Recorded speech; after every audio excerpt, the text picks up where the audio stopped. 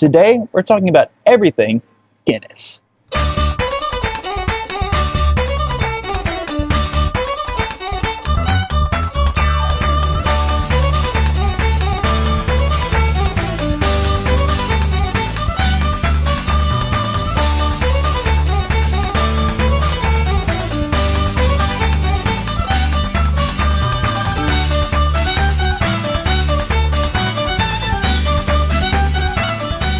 Arthur Guinness founded his namesake brewery in the year of 1759, signing a 9,000-year lease at 45 pounds per year.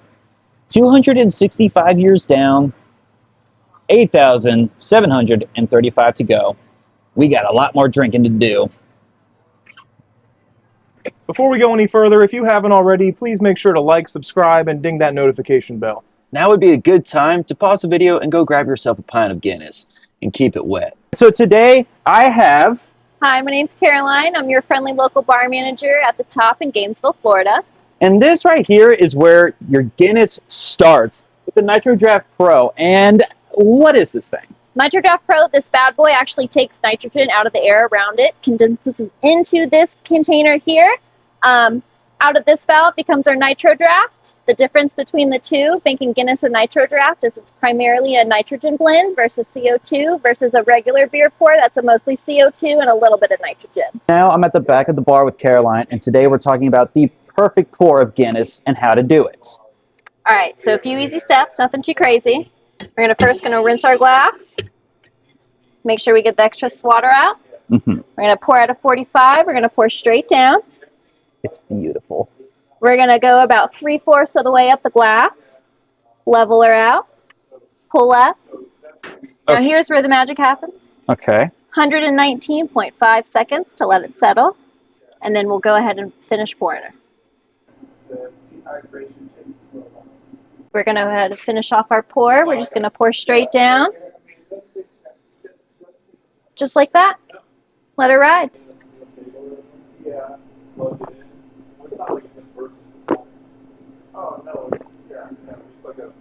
Yeah, man. Hey, liquor store, bro. Hey, what's up, man? Don't mind the thumb. Better grip and leverage.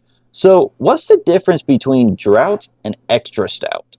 So, believe it or not, it's actually pronounced draft. That's because this style of Guinness is meant to taste just like one you would get on draft in a bar. It's 4.2% and uses nitrogen instead of carbon dioxide. Here's how that works.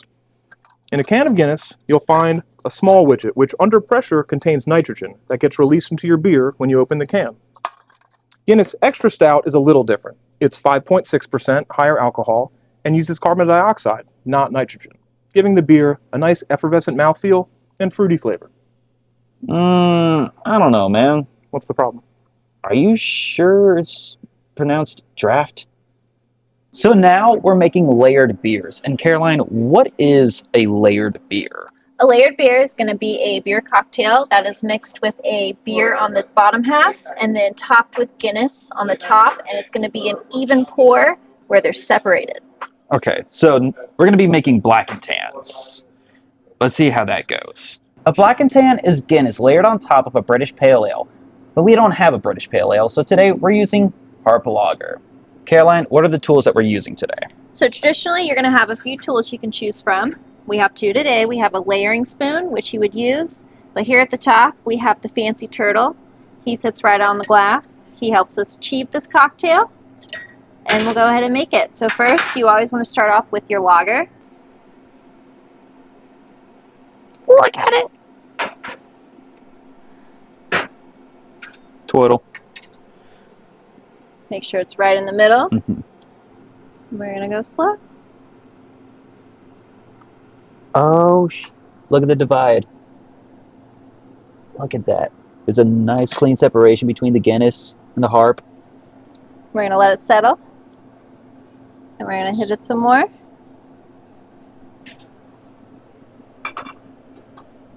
Take our turtle friend out. Come here. Okay. Is this something that you just like slam, or do you just are you sipping it like you would a normal Guinness? I think you just sip it. Okay. It's not like a, I don't know. I have not made them. What am I doing today? Am I slamming it or am I sipping it? Slam. How big of a, how good of a St. Patrick's Day do you want? How big? Oh, Jesus.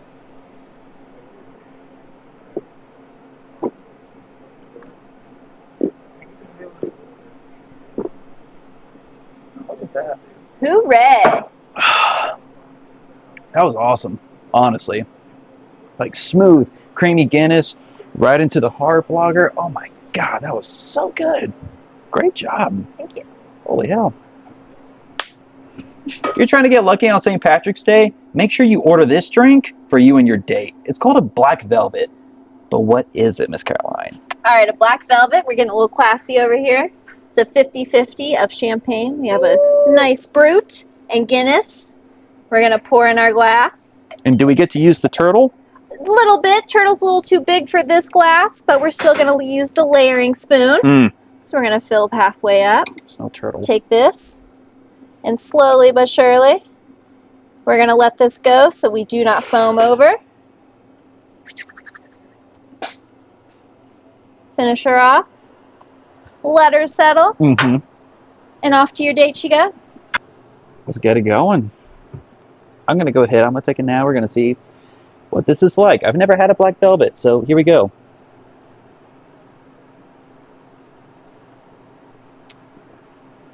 Oh, shit. That's good. No, that's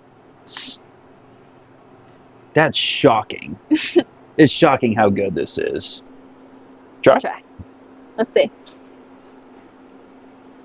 It's super smooth, but still has like that. It's got a nice bite. Yeah. And a lot of citrus from the champagne.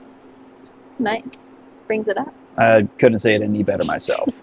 We're making another Guinness cocktail, and this one is called a snake bite. Correct. It's a snake bite. Okay. Snake bite is another Guinness cocktail mixing apple cider and Guinness. So right now we have the finest Samuel Smith organic cider. So same deal. We're going to use half of this. Do we use the turtle? Turtle time. All That right. turtle goes hard, I'm telling. We'll finish that out. Put our turtle on top. I love it. Let the turtle hang out. Clear separation between the cider and the Guinness. That's what we love to see. I'm not slamming this one. Peer pressure will not work on me, Andrew. Okay. Time to let it settle, and then we're gonna give it a taste. Let's see how it works. Cheers. Snake bite.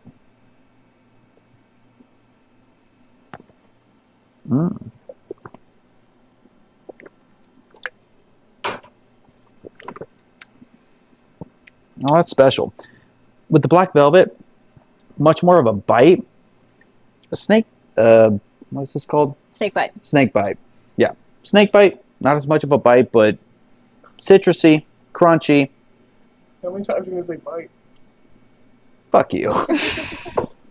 What's up, liquor store, bro? Hey, what's up? Nothing much, man. Yo, I love Guinness. It's my favorite beer. I get it at the bar all the time. This is going to be like the same thing, right?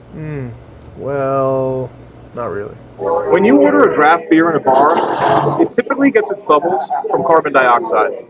But when you order a Guinness, the bubbles come from nitrogen. And nitrogen bubbles are a lot smaller, giving the perception of a smooth, creamy mouthfeel. What's so funny? Creamy mouthfeel. Happy St. Patrick's Day.